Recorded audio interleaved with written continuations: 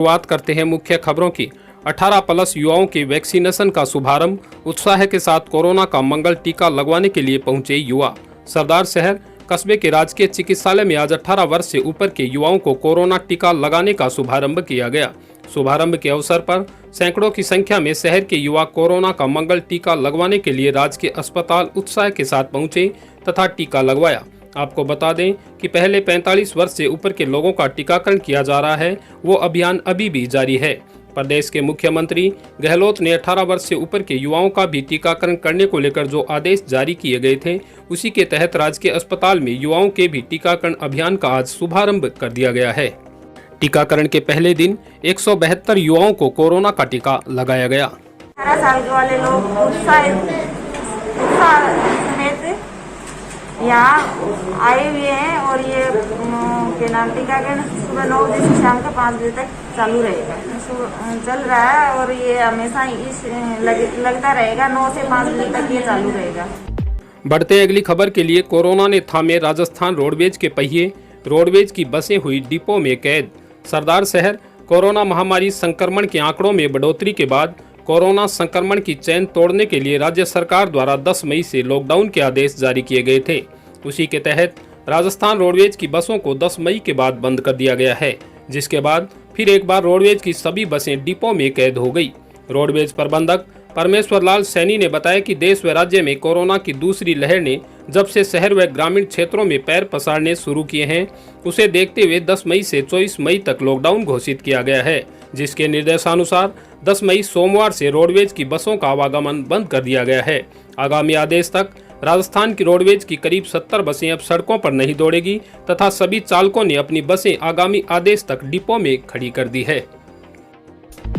SDM ने थोक सब्जी विक्रेताओं से की चर्चा। ठेले वालों को फेरी लगाकर सब्जी बेचने की दी छूट। सरदार शहर कृषि उपज मंडी समिति में एसडीएम रीना छिंपा ने थोक सब्जी व्यापारियों की बैठक आयोजित की। बैठक में एसडीएम ने सब्जी मंडी के व्यापारियों को कड़े शब्दों में कहा कि सब्जी एक जगह रुककर नहीं बेची जाएगी। ठेले वाले वार्डों में फेरी लगाकर ही सब्जी बेच सकते हैं।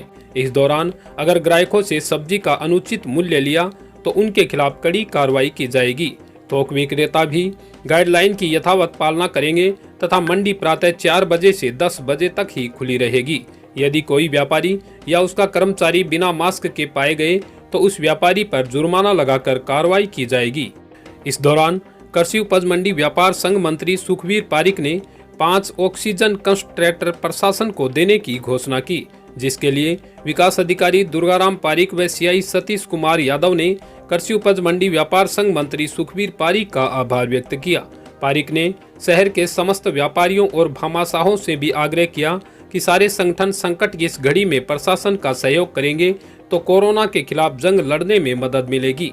बैठक में महावीर जाखड़, असलम बारदाना, शिवरतन श्राफ, जगदीश ढाका, उदाराम खींचड़, राजकुमार स्वामी, पप्पू कटारिया, श्यामलाल सैनी आदि व्यापारी उपस्थित रहे।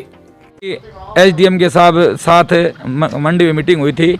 उनमें ये निर्णय लिया गया है कि सरदार शहर में 2-3 दिनों से मंडी बंद थी कोरोना की जो लहर है इसको रोकने के लिए। तो ये निर्णय लिया गया कि सुबह मंडी खुलेगी 4 बजे, 10 बजे तक थोकी मंडी खुली रहेगी और जो गाड़ियाँ हैं वो घूम घूम कर सुबह से लेकर शाम को 5 बजे तक अपना माल बेच सकेंगे। एक जगह खड़े रहकर कोई माल नहीं बेचेगा। इसके साथ ही गाड़ी पर सैनिटाइजर होना जरूरी है, मास्क लगा होना जरूरी है। अपनी सुरक्षा करते हुए, शहर को सुरक्षित रखते हुए हमें सब्जी की पूर्ति करनी है। उसके लिए सख्त निर्देश है, उस पर कार्रवाई की जाएगी और जो भी सरकार का जो प्रावधान है उसके हिसाब से उसके चालान भी काटे जाएंगे। और थोक व्यापारी यदि बिना अपनी दुकान पे किसी को बिना मास्क सब्जी देता पाया गया या खुद बिना मास्क लगाए पाया गया तो सख्त आदेश है, उस पर भी चालान की कार्रवाई की जाएगी। गांव फोगा में पानी की किल्लत। ग्रामीणों ने अधिकारियों से लगाई गुहार। सरदार शहर तहसील के गांव फोगा में पिछले 1 महीने से जबरदस्त पानी की किल्लत होने के कारण लोगों को अब पुराने कुंड तथा बावड़ी याद आ रहे हैं। इसके साथ ही घर घर में दादा परदादा द्वारा बनाए गए कुंड भी लोगों को पानी की परेशानी के चलते बहुत याद आ रहे हैं तथा ग्रामीण पानी के लिए त्राहिमाम कर रहे हैं। जहां एक तरफ ग्रामवासी पीने के पानी के लिए तरस रहे हैं, वहीं पानी के अभाव में 3-4 दिन तक नहाने की व्यवस्था भी नहीं होती। ग्रामीणों ने बताया कि एक तरफ तो कोरोना की मार झेल रहे हैं, वहीं दूसरी तरफ पानी की मार परेशान कर रही है। ग्रामीणों ने अधिकारियों से गुहार लगाते हुए गांव में शीघ्र ही पानी की आपूर्ति सुचारू रूप से करवाने की मांग की है। ग्रामीणों ने बताया कि सरकार पुराने कुंड तथा बावड़ी की रिपेयरिंग का प्रावधान लाए तो गांव में सैकड़ों कुंड तैयार हो सकते हैं, जो विपरीत परिस्थितियों में लोगों की प्यास बुझाने के काम आ सकते हैं। कोरोना महामारी में चरमराई भरतिया अस्पताल की व्यवस्था। अस्पताल की गैलरी में ही किया जा रहा है मरीजों का उपचार। चूरू जिले के सबसे बड़े डेडराज भरतिया अस्पताल में कोरोना महामारी को लेकर मरीजों की लाइन लगी हुई है। अस्पताल में जिस भी वार्ड को देखा जाए तो वहां मरीजों की भीड़ ही नजर आ रही है। एक एक बेड पर 2-2, 3-3 मरीजों का इलाज किया जा रहा है। अस्पताल में नौबत यहां तक आ गई कि मरीज अस्पताल की गैलरी में फर्श पर ही गद्दों पर लेटे हैं और अस्पताल के डॉक्टर उनका वहीं गैलरी में ही ऑक्सीजन लगाकर इलाज कर रहे हैं। मरीजों के परिजन बेतहाशा बेड के लिए इधर उधर चक्कर काट रहे हैं, लेकिन उन्हें बेड नहीं मिल पा रहा। कोरोना महामारी में इस तरह अचानक मरीजों के बढ़ जाने से अस्पताल की व्यवस्था पूरी तरह से चरमरा गई है। अस्पताल में मरीजों की संख्या अधिक होने से सोशल डिस्टेंस की भी पालना नहीं होती दिख रही।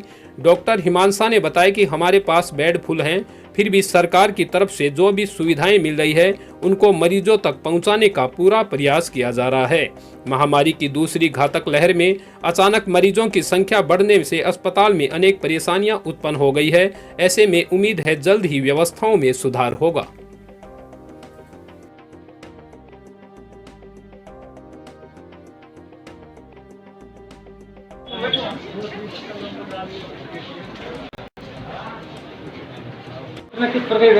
व्यवस्था ऐसी है कि यहाँ पे तो बेड फुल है और हमारी तरफ से सरकार की तरफ से जितनी सुविधाएं हैं हमारे पास, उसमें हम पूरा प्रयास कर रहे हैं कि सबको मतलब हमारे पास जो है उसमें पूरा हम कर सके।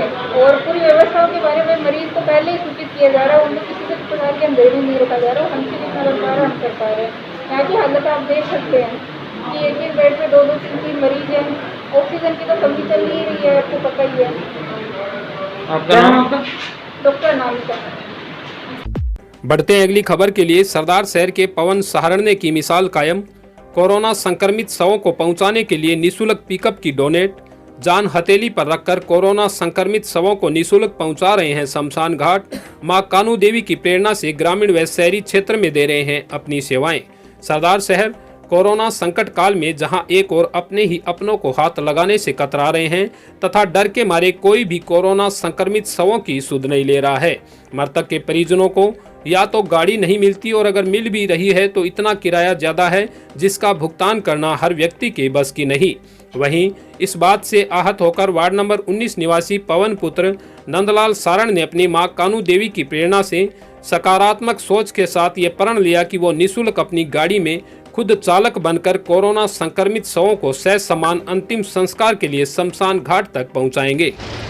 वैसे तो कोरोना ने पूरे विश्व में ही हाहाकार मचा रखा है, लेकिन वर्तमान समय में सबसे ज़्यादा इसका प्रभाव भारत में है। देश का हर नागरिक कोरोना की इस जंग में अपनी भागीदारी निभा रहा है। सभी को यथासंभव कोरोना की इस जंग में अपना योगदान देना चाहिए।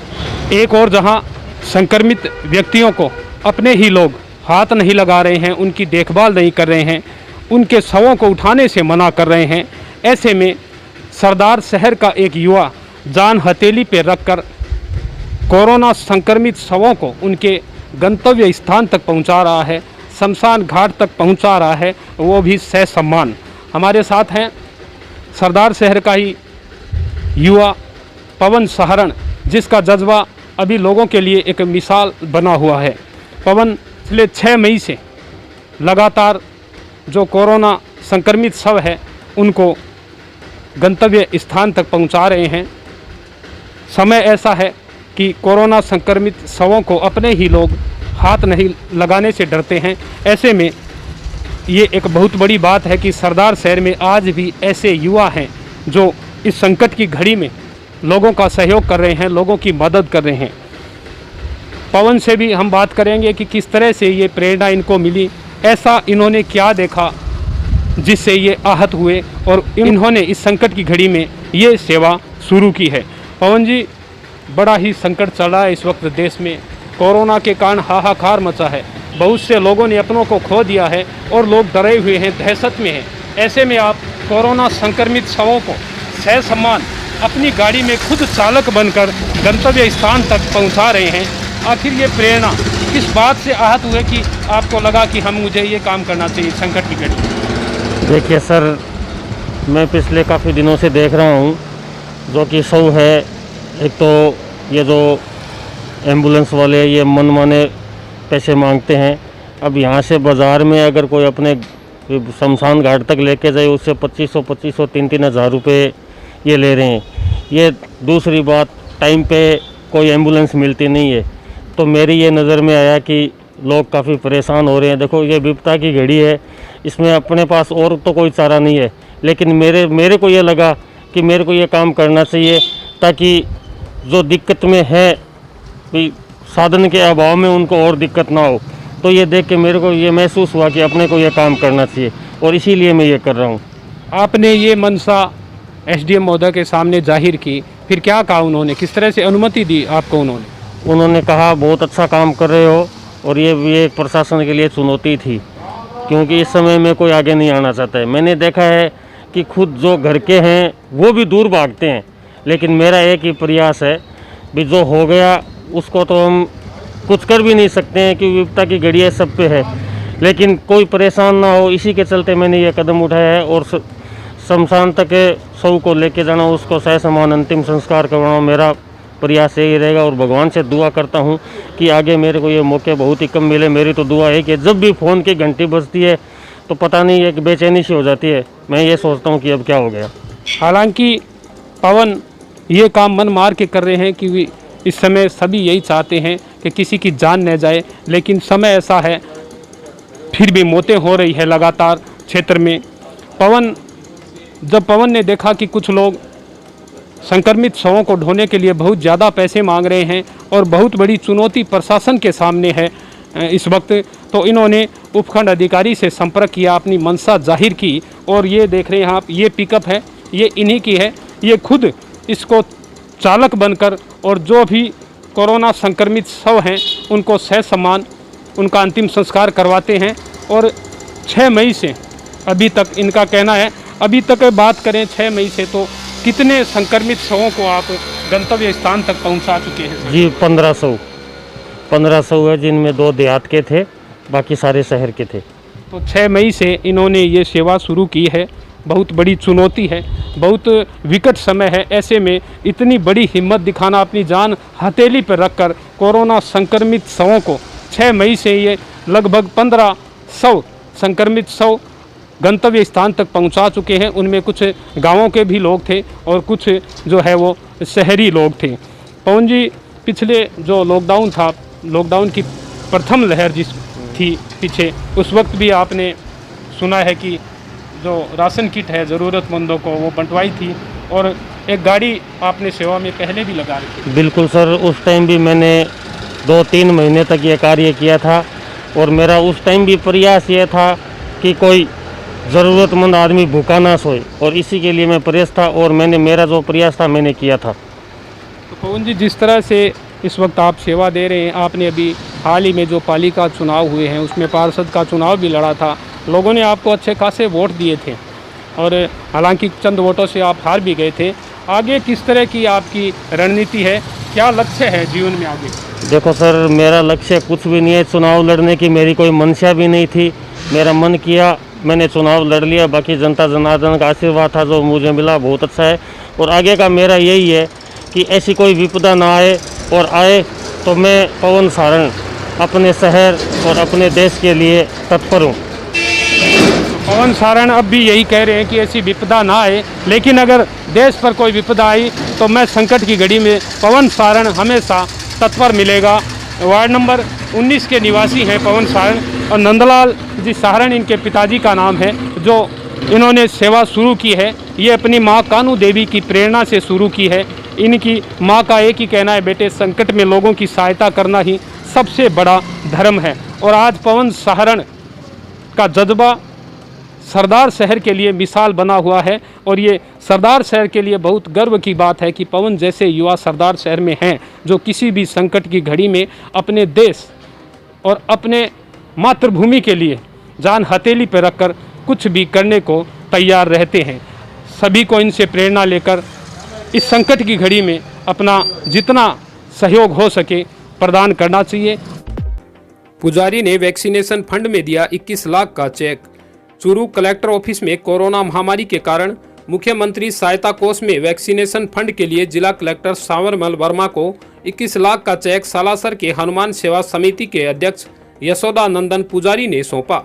अध्यक्ष यशोदानंदन पुजारी ने बताया कि संकट की घड़ी में कोरोना मरीजों के लिए वैक्सीन की कमी नहीं रहे, इसलिए 21 लाख का चेक वैक्सीनेशन फंड में दिया है ताकि लोगों को इस बीमारी से बचाया जा सके तथा आमजन को समय समय पर वैक्सीन का टीका लग सके। समाज के अन्य भामाशाहों को भी इसके लिए आगे आना चाहिए। इस अवसर पर कांग्रेस के जिला अध्यक्ष भंवरलाल पुजारी, हंसराज पुजारी, मनोहर पुजारी, भाजपा जिला अध्यक्ष धर्मवीर पुजारी, प्रकाश पुजारी आदि उपस्थित रहे। हनुमान सेवा समिति की ओर से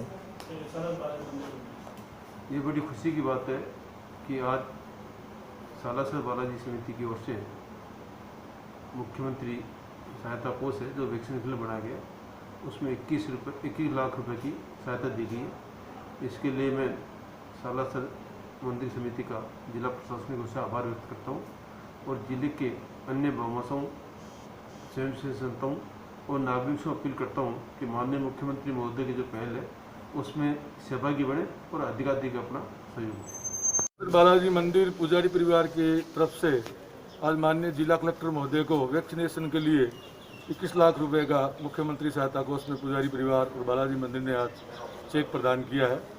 उसके अलावा माननीय देवस्थान मंत्री श्री गोविंद सिंह जी डोटासरा जी के पास का हमारा प्रतिनिधिमंडल कल मिला था। उनसे मिलने के बाद कल ये तय हुआ कि लक्ष्मणगढ़ तहसील में हमने 21 लाख रुपए की इस कोविड महामारी के लिए एक वैक्सीन भी मंदिर की पुजारी परिवार के द्वारा हम लोगों ने एम्बुलेंस हम लोगों ने प्रदान किए। धन्यवाद। आपका नाम? मैं यशोदानंदन पुजारी, अध्यक्ष हनुमान सेवा समिति सालासर। सभापति पायल सैनी ने म्हारो मास्क म्हारो चूरू किसान रैली को किया रवाना। चूरू नगर परिषद चूरू द्वारा चलाए जा रहे जन जागरूकता अभियान के तहत एक और नवाचार करते हुए सोमवार को सभापति पायल सैनी व सचिव हेमंत तंवर ने म्हारो मास्क म्हारे चूरू किसान ऑटो रिक्शा रैली को हरी झंडी दिखाकर रवाना किया। इस अवसर पर बोलते हुए सभापति पायल सैनी ने कहा कि कोरोना की यह दूसरी लहर अपना भयानक रूप लेती जा रही है। फिलहाल मास्क और सामाजिक दूरी ही इसका एकमात्र बचाव है। उन्होंने कहा कि इस दूसरी लहर को लोगों ने गंभीरता से नहीं लिया। यही कारण रहा कि तमाम कोशिशों और प्रयासों के बाद प्रदेश के मुख्यमंत्री अशोक गहलोत द्वारा 10 मई से 24 मई तक महामारी रेड अलर्ट, जन अनुशासन, लॉकडाउन, कोरोना संक्रमण की चेन तोड़ने के लिए राज्य भर में लागू किया गया है। पानी की किल्लत को लेकर अपनी योजना के एक्सियन को सौंपा ज्ञापन। शहर के अंदर नहीं मिल रहा है लोगों को पीने का पानी, प्रशासन नहीं दे रहा है ध्यान। सुजानगढ़ शहर के अंदर पानी की किल्लत को देखते हुए राष्ट्रीय लोकतांत्रिक पार्टी युवा मोर्चा प्रदेश उपाध्यक्ष नरेंद्र गुर्जर सोमवार को सुजानगढ़ विधानसभा में पानी की समस्या को लेकर जलदाय विभाग अपनी योजना के एक्सियन ऑफिस में ज्ञापन देने पहुंचे तथा एक्सियन रामावतार शर्मा से पानी की समस्या का समाधान करने के लिए वार्तालाप की। साथ ही अधिकारियों को ऑफिस कर्मचारियों द्वारा आमजन की समस्या को लेकर आने वाले जनप्रतिनिधियों व जनता से किए गए बर्ताव के लिए भी शिकायत की। बिदासर प्रशासन अब एक्शन मूड में, सख्ती से करवाई जा रही है लॉकडाउन की पालना। कोरोना की चैन को तोड़ने का हर संभव प्रयास जारी। चूरू के बिदासर में सख्त लॉकडाउन का असर अब दिखने लगा है। पुलिस व प्रशासन ने शहर में चल रहे अवैध वाहनों को रोककर जांच शुरू कर दी, तो वहीं बेवजह घूमने वालों को घरों में रहने के निर्देश दिए। इस दौरान संतोषजनक जवाब नहीं देने वालों के चालान भी काटे गए और दर्जनों वाहनों को सीज भी किया गया। इसी बीच बिदासर पुलिस तहसीलदार अमीलाल यादव और सहायक अभियंता हंसराज सहित अधिकारियों द्वारा लोगों को बार बार घरों में रहने की हिदायत भी दी गई। कोरोना की बढ़ती चैन को तोड़ने का प्रशासन की ओर से हर संभव प्रयास किया जा रहा है। सभी दुकानदार भाई ध्यान दें, अभी 11 बजने को है, अपनी दुकान प्रतिष्ठान बंद कर लेंगे। लॉकडाउन की पालना सख्ती से करवाई जा रही है और आप सभी से निवेदन, इस समय पर अपनी दुकान बंद करके प्रशासन का सहयोग करें। आपकी दुकान समस्त नागरिकों से विनम्र अपील, अपने परिवार, आसपास, पड़ोस व समाज के लोगों को समझाएं कि व्हीकल लेकर सिर्फ और सिर्फ मेडिकल इमरजेंसी के अलावा बाहर नहीं निकलें। प्रशासन की गाड़ियां बाहर निकलने वाले को इन व्हीकलों को सीज कर रही है। सभी से गुजारिश कि कोई भी अपना 4 व्हीलर या 2 व्हीलर लेकर बाजार में न आए और लॉकडाउन की सख्ती से पालना करें, अन्यथा प्रशासन द्वारा आप पे सख्त कार्रवाई की जाएगी। सादुलपुर क्षेत्र में बढ़ते कोरोना महामारी को लेकर अब भामाशाह भी आगे आने लगे हैं। स्थानीय भामाशाह अब्बास कुरैशी ने कोरोना महामारी के चलते 1,50,000 की 2 ऑटोमेटिक ऑक्सीजन मशीन, 2 लाख का राशन वितरण, 1 लाख नगद तथा 2 ऑक्सीजन सिलेंडर अभी तक दे चुके हैं। कुरैशी ने कहा कि पैसे के अभाव में जितना मेरे से हो सकेगा मैं किसी की भी सांसें बंद नहीं होने दूंगा। मैं हर समय हर वक्त मेरे क्षेत्र की जनता को बचाने का प्रयास करूंगा। उन्होंने कहा भामाशाहों के पास जितना भी पैसा है उस पैसे का कुछ हिस्सा इस महामारी के चलते लोगों की मदद में लगाना चाहिए। उन्होंने ये भी कहा कि इस महामारी में किसी भी भाई के किसी भी तरीके की कोई परेशानी हो तो उस परिवार के लिए मेरे दरवाजे 24 घंटे खुले हैं। मेरी तो यही अपील है कि हमारे विधायक महोदय हैं, सांसद महोदय हैं, इनसे यही अपील है कि आज पूरा जिला, पूरा देश, राजगढ़ तहसील संकट में है और इस संकट की घड़ी में आज इन नेताओं को सबको काम आना चाहिए। मेरी तो यही अपील है कि राजनीतिक है, राजनीतिक का टाइम आएगा, उस टाइम राजनीतिक करेंगे। आज तो देश संकट में, गांव संकट में है, जिस भाई से जो मदद हो सके वो मदद करनी चाहिए, यही मेरा कहना है। और मैंने 2 oxygen automatic oxygen machine 1.5 lakh रुपए की मंगाई है, 2 ऑक्सीजन सिलेंडर है, 2 लाख का मैंने राशन वितरण किया है, 1 लाख की दवाइयाँ वितरण की है। और मैं जैसा भी हूँ, मैं मेरे गांव के लिए हमेशा तैयार रहूँगा। मेरे घर के दरवाजे 24 घंटा खुले हैं। इसी के साथ मैं मुनालाल राव, आप बने रहिए एशियन टीवी में। धन्यवाद।